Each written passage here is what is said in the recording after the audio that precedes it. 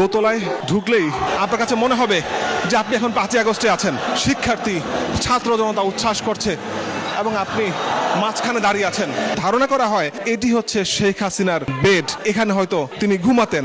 জুলাই গণঅভ্যুত্থানে সবচাইতে প্রতীকী চিত্র আন্দোলনে সবচেয়ে বেশি চাঙ্গা করেছিলেন তিনি হচ্ছেন আবু সাইদ, এবং সে আবু সাইদের জার্সি বেগম রোকেয়া ইউনিভার্সিটি রংপুর, বর্তমান প্রধানমন্ত্রী তারেক রহমান, তাকে জোরপূর্বক নির্বাসন দেওয়া হয়েছিল, তার একটি ছবি এখানে রাখা আছে এবং বেগম খালেদা জিয়াকে তাকে নিজ বাড়ি থেকে বের করে দিয়েছিল।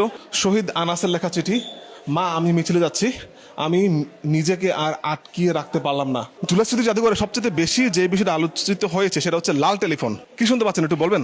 এবার আপনাদের নিয়ে যাচ্ছি তৎকালীন গণভবন, বর্তমান জুলাই স্মৃতি জাদুঘরের একেবারে মেইন বিল্ডিং এর ভিতরে। এখন ঢুকলাম হচ্ছে ভিতরে, ঢুকেই একটা দৃশ্য, এটা হচ্ছে তখনকার সময় যেই রকম ছিল আসলে, সামনে পিছনে ডাইনে বামে গিয়ে প্রত্যেকটা রুম দেখতে পাবেন তখনকার সময় কেমন ছিল, এবং এখানে বাচ্চারা কিন্তু খেলে আসলে দেখছে তখনকার সময় দৃশ্য। এবং এই পাশে ফ্যাসিস্ট সরকারের যে একটা প্রতীকী এখানে তুলে ধরা হয়েছে। এখানে সবচেয়ে মজার ব্যাপার হচ্ছে তখনকার সময় যেই রকম ছিল এই পুরো ভবনটি বা এই রুমটি, একেবারে অরিজিনাল রুমটি রাখা হয়েছে, উপরে গ্লাস দিয়ে দেওয়া হয়েছে। এখানে টয়লেটের ঢাকনা, কিছু দলিল দেখা যাচ্ছে এখানে, আমি জানি না এই দলিলগুলো আসলে কিসের, কিছু পানির বোতল, কিছু বই দেখা যাচ্ছে, কিছু টাইলসের নকশা দেখা যাচ্ছে, এবং ওই দিন আসলে যে রিয়েল ফুটেজ সেটা কিন্তু এখানে দেখানো হচ্ছে। এবং এইখানে বর্তমান প্রধানমন্ত্রী তারেক রহমান, তাকে জোরপূর্বক নির্বাসন দেওয়া হয়েছিল, তার একটি ছবি এখানে রাখা আছে এবং বেগম খালেদা জিয়াকে তাকে নিজ বাড়ি থেকে বের করে দিয়েছিল তৎকালীন সরকার, এবং সেই সময় বেগম খালেদা জিয়া কান্নায় ভেঙে পড়েছিলেন সেই ছবিটি। এবং পাশে ডক্টর খন্দকার মোশাররফ হোসেন, মির্জা ফখরুল ইসলাম আলমগীর আহত অবস্থায়, এই পাশে জয়নাল আবেদিন ফারুক, সংসদ ভবনের সামনে যে ঘটনাটি ঘটেছিল, নিপুণ রায়কে, সম্ভবত নিপুণ রায়, এবং এই পাশে যে সোফাগুলো রাখা আছে অরিজিনাল গণভবনের সোফা, সেগুলাই এখানে রাখা আছে। দেখতে পাচ্ছি যে সেনা অফিসাররা লাশ নিয়ে যাচ্ছে তাদের সহকর্মী 2009 সালের পিলখানার যে ম্যাসাকার, যে ট্র্যাজেডি ঘটেছিল, সেই স্মৃতি এখানে রাখা আছে। এবং এখানে পিলখানা হত্যাযোগ্য পরবর্তী একটি মিটিংয়ে শেখ হাসিনার সঙ্গে সেনা অফিসারদের বিক্ষুব্ধ প্রতিক্রিয়ার ফোন কল, সম্ভবত এখানে যে ফোন কল, সেই ফোন কলের রেকর্ড, অডিও রেকর্ড এখানে আছে, এবং একজন সেনা অফিসারের যে পোশাক, মেজরের প্রতিকৃতি, এবং তার নাম দেখে বোঝাচ্ছে মেজর মাহবুব। এখানে লেখা আছে সেদিন শহীদ হয়েছিলেন, এবং তার ব্যবহৃত জিনিসপত্র এখানে রাখা আছে স্মৃতিস্বরূপ, এবং তার পরিবারের কিছু ছবি এখানে রাখা আছে। এখন যে রুমটাতে আপনাদের নিয়ে এসেছি সেটা হচ্ছে শাপলা চত্বরে সেদিন যে ঘটনা ঘটেছিল সেই দৃশ্য, এবং শাপলা চত্বরে বর্বর গণহত্যার সময় আহত এক সহযোগীকে টেনে তুলছেন একজন, এখানে দেখতে পাচ্ছি সেই দৃশ্য, এবং শাপলা চত্বরের সেদিনকার সময়ের ছবি, সেই ছবি এখানে রাখা আছে। মাওলানা রাশেদুল 5 মে মধ্যরাতে শাপলা চত্বরে তিনি গুলিবদ্ধ হন, তার গেঞ্জি এবং তার মানি ব্যাগ এবং সেখানে যে কিছু কয়েন এবং কিছু টাকা পয়সা পাওয়া গিয়েছিল।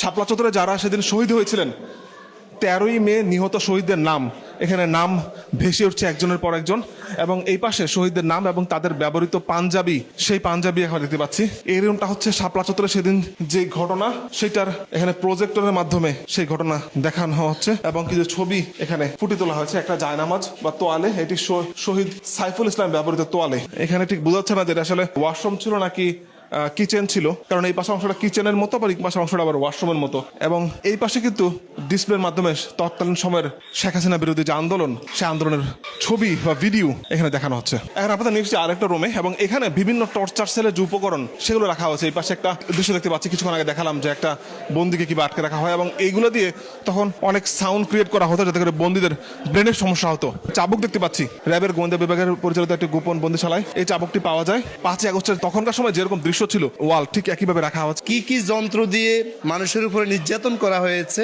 এই বিষয়গুলো আমরা দেখতেছি, খুব ভালো লাগতেছে, আর অনেক কিছু জানা হচ্ছে। এখানে বিভিন্ন সময় তখন যে গুম হয়েছিল তাদের বিভিন্ন স্মৃতিচিহ্ন, যেমন নাসিরুদ্দিন স্মৃতির ছেলে ইনান, তার বাবা গুম হয়েছিল, এবং গুমের পরে যখন বাবা ফিরে আসছে না, ছোট ছেলে সে একটা সময় অপেক্ষা করতে করতে তার বাবার ছবি এবং 4 জনের ছবি এখানে দেয়ালে এঁকেছিল, এবং সেই ছবি এখানে দেখা যাচ্ছে।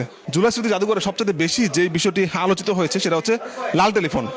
শেখ হাসিনা তখনকার সময় লাল টেলিফোনে কথা বলতেন, এবং এখানে অনেকগুলো প্রতীকী লাল টেলিফোন। কথা বলছেন ভাই, কার সাথে কথা বলছেন? না না, আমি কথা বলতেছি না, ওনার কল রেকর্ড শোনা যাচ্ছে আসলে। এবং এখানে কি ডায়াল করলে কার কল রেকর্ড শোনা যাচ্ছে সেটার স্পেসিফিক বলা আছে। যেমন 701 ডায়াল করলে এখানে ASM মাসুদ কামালের সাথে কথা বলছিল, আমির হোসেন আমির সাথে কথা বলছিল। 702 ডায়াল করলে সেটা শুনতে পাচ্ছে।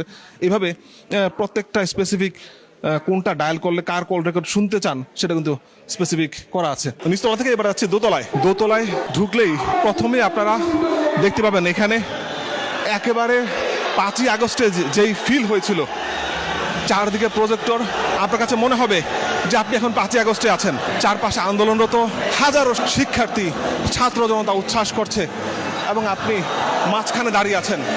দেখতে পাচ্ছেন এদের প্রজেক্টরের মাধ্যমে চারপাশে, এমনকি নিচেও এখানে প্রজেক্টরের মাধ্যমে ফুটে তোলা হয়েছে। যারা সেদিন ছিলেন না 5ই আগস্টে ঢাকায়, তারা কিন্তু এখানে এসে সেই ফিলটা পাবেন। মনে হচ্ছে যে জুলাইতে যেরকম আন্দোলন হয়েছিল সেটাই আমি ফিল পাচ্ছি এখানে। আসলে সেই জন্য আমি বসে আছি, যে জিনিসটা ফিল করতেছি। আপনাদের নিশ্চয় মনে আছে তৎকালীন স্বরাষ্ট্রমন্ত্রীকে একজন পুলিশ সদস্য বলেছিল, গুলি করি মরে একটাই যায় স্যার, বাকিগুলা যায় না। এখানে ছোট্ট শহীদ আহাদ, তার ব্যবহৃত জুতা, তার খেলনা, এখানে একটা নামাজের মশলা। মোজো জার্নালিস্ট, আপনারা জানেন জুলাই অভ্যুত্থানে যে মোজো সাংবাদিকদের ব্যাপক অবদান ছিল। একজন মোজো সাংবাদিক তখন নিহত হয়েছিলেন, শহীদ তাহির জামান। তার ক্যামেরা এবং তার আইডি কার্ড এখানে রাখা আছে। 5ই আগস্ট ঠিক একদিন আগে বাংলাদেশের পতাকা বেঁধে শহীদ নাফিস সেদিন নেমেছিলেন আন্দোলনে এবং তাকে গুলি করা হয়েছিল।